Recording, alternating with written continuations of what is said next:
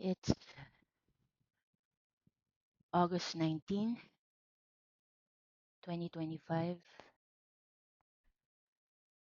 around 1:42 p.m. in the afternoon.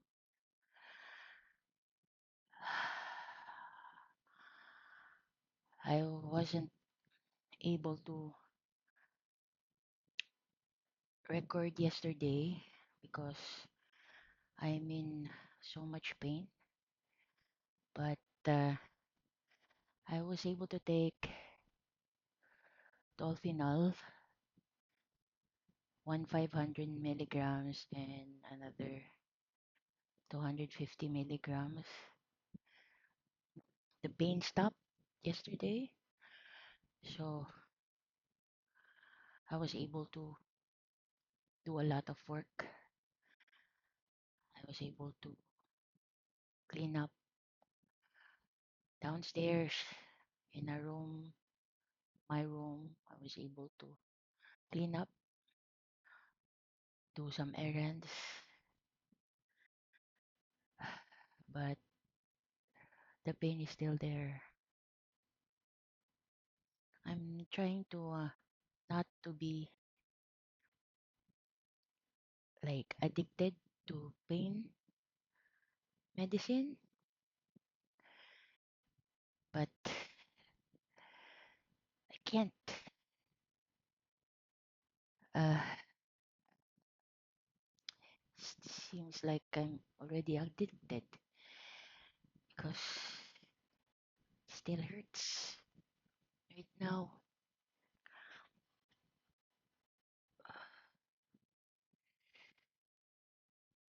I know pag nagpatingin ako, I'll be receiving bad news, but I guess it will be on much more manageable pain.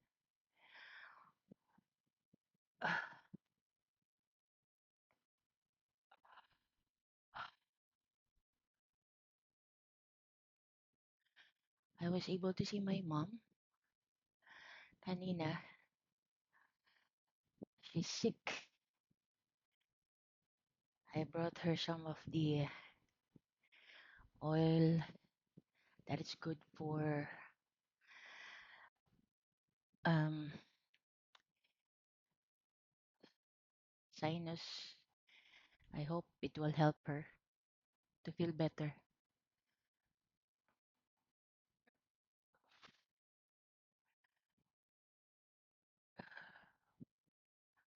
I hope I will feel better too. I just don't know when it will be because I know for a fact this is not good. I'm just trying to live with it because I don't have any choice. Because I don't have money.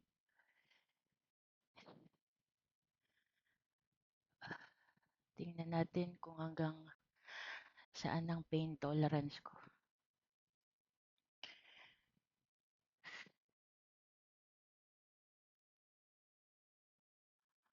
Grabe namang pagsubok to, Lord.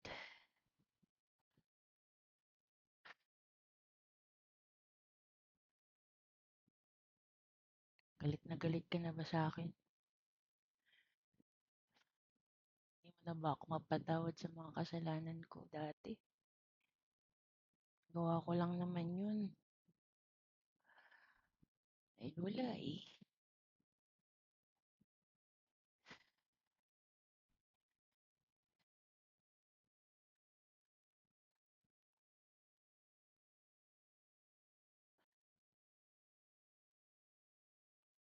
Sa pasensya naman.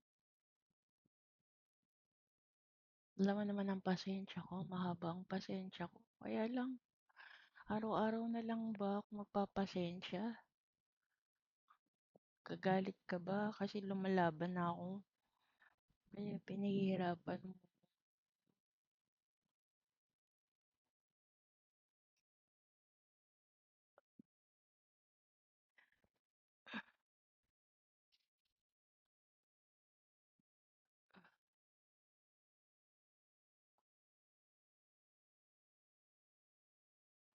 Kahit minsan wala naman ako.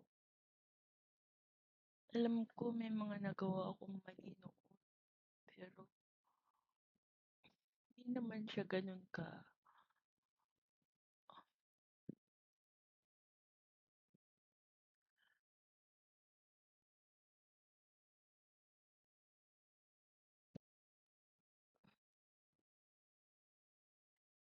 Kasama, para bigyan mo ako ng buhay na ganito.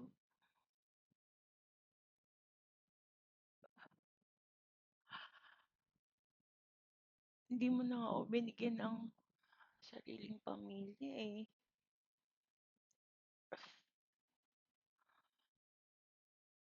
Kahit yung mabigyan ko lang ng magandang buhay yung mama ko, yun lang. Pero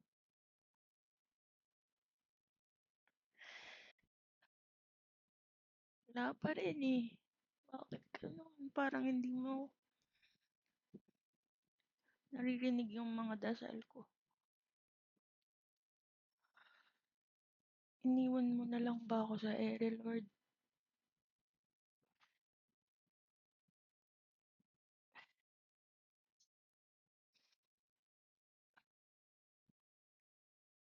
Kung hanggang dito na lang ako.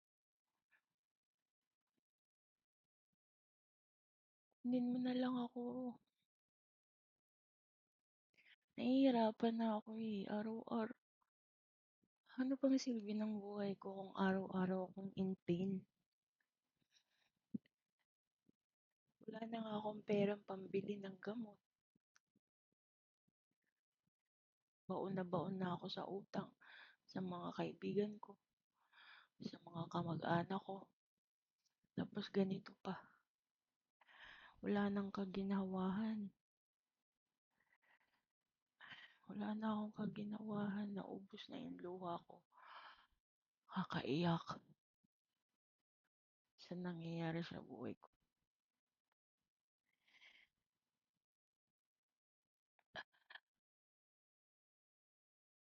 Tayin mo na lang ako.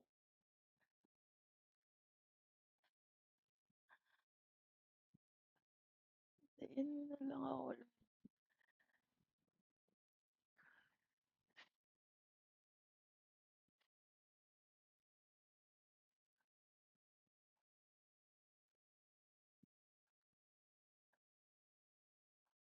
Kaya lang kung tatapusin mo yung buhay ko. Pabayaan mama